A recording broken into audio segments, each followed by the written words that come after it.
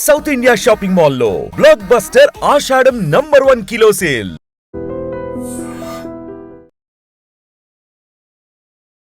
అసలు నువ్వు మనిషివేనా, తండ్రివేనా, లేక మానవ మృగానివా?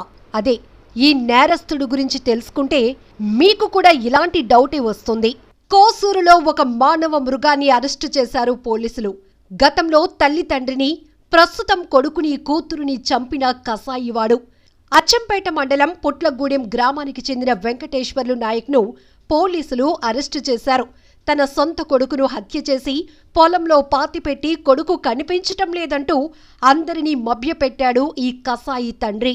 మృతుడు మంగ్యనాయకు 19 ఏళ్లు. చక్కగా చదువుకోవాల్సిన వయసులో తండ్రికి చెందిన మేకలు, గొర్రెలు మేపుకుంటూ కుటుంబ భారాన్ని మోస్తున్న మంగ్యనాయక్ తన కసాయి తండ్రి చేతిలో బలైపోయాడు. తనకు చెప్పకుండా మేకను అమ్మాడనే కారణంగా కొడుకును కడతీర్చాడు వెంకటేష్ నాయక్.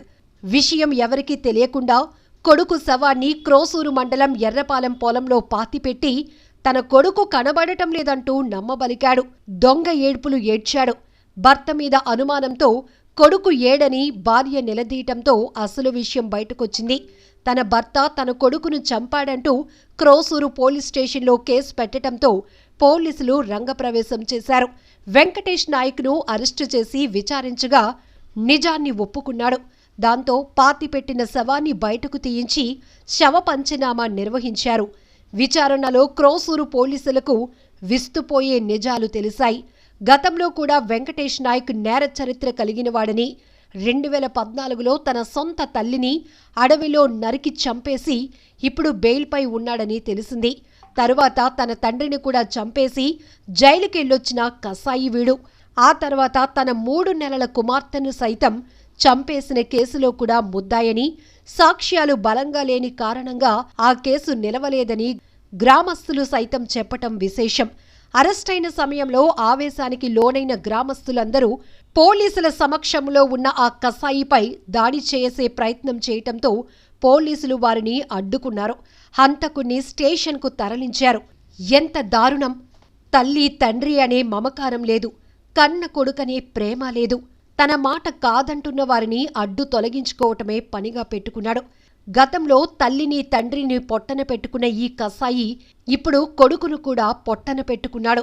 ఈ విషయం వెలుగు చూడటంతో ఇన్ని హత్యలు చేసినవాడు, తన కుటుంబాన్ని పొట్టన పెట్టుకున్నవాడు ఎలా సమాజంలో బయట తిరగగలుగుతున్నాడు, ఎలా వీడిని తిరగనిస్తున్నారు అంటూ ప్రశ్నలు సంధిస్తున్నారు నెటిజన్లు. చక్కగా చదివించాల్సింది పోయి, మంచి భవిష్యత్ ఇవ్వాల్సింది పోయి, గొర్రెలు మేకలు మేపుకునేవాడిలా చేయటమే కాకుండా మేకను అమ్మాడనే కారణంగా కసాయిలా ప్రవర్తించి కన్న కొడుకునే కడతీర్చావా? నీలాంటి వాళ్ళు బయట తిరగకూడదు, ఊరికే ప్రమాదం నీలాంటి వాళ్ళు అంటూ గ్రామస్తులు తీవ్రంగా మండిపడ్డారు. అంతేకాదు నెటిజన్లు కూడా తీవ్రంగా ఫైర్ అవుతున్నారు. మరి ఇలాంటి కసాయి వాళ్లను ఏం చేయాలి, ఎలా శిక్షించాలి, ఎంత కఠినంగా శిక్షించాలని మీరు అనుకుంటున్నారో కామెంట్ బాక్స్లో మెన్షన్ చేయండి. మండలం పుట్లగూడెం గ్రామ కాపురస్తుడైన భూక్య వెంకటేశ్వర నాయక్ మొదటి భార్య కోటేశ్వరితో వివాహం కాగా వారికి ఒక బాబు సంతానం, పేరు మంగ్య నాయక్, 19 సంవత్సరాలు. తదనంతరం వారు విడిపోయి ఇద్దరు పరిమళ భార్య అనే అమ్మాయిని